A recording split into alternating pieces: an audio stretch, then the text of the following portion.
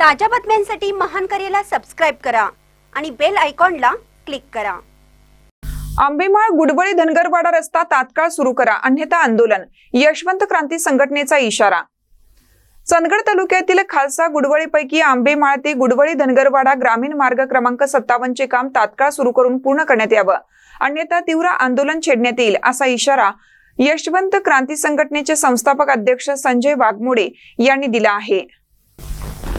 या मागणीसाठी संजय वाघमोडे यांच्या नेतृत्वाखाली संघटनेच्या शिष्टमंडळाने जिल्हा अधिकारी, जिल्हा परिषदेचे मुख्य कार्यकारी अधिकारी, सार्वजनिक बांधकाम विभागाचे वरिष्ठ अधिकारी दाते साहेब, जिल्हा परिषद सदस्य मानसिंग पाटील यांची भेट घेऊन सविस्तर निवेदन सादर केलं।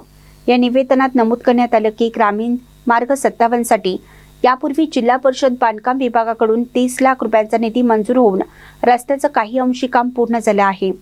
त्यानंतर पंतप्रधान सडक योजनेतून तब्बल 1 कोटी रुपयांचा निधी मंजूर असतानाही रस्ता आजही अपूर्ण आहे। जिल्हा परिषदचे सीईओ एस कार्तिकेयन यांनी प्रत्यक्ष पाहणी करून रस्ता पूर्ण करण्याचे स्पष्ट आदेश दिले होते। मात्र दिनांक 9 डिसेंबर 2025 रोजी अधिकारी व ग्रामस्थ रस्ता कामकाजासाठी गेले असता काही लोकांनी हे कामकाज जबरदस्तीने बंद पाडलं असा गंभीर आरोप संघटनेने केला आहे। रस्त्याच्या कामात अडथळा आणणाऱ्यांवर कायदेशीर कारवाई करून तातडीनं काम सुरू करण्यात यावं, अन्यथा संघटनेच्या वतीनं आंदोलन छेडण्यात येईल असा इशाराही निवेदनातून देण्यात आला आहे।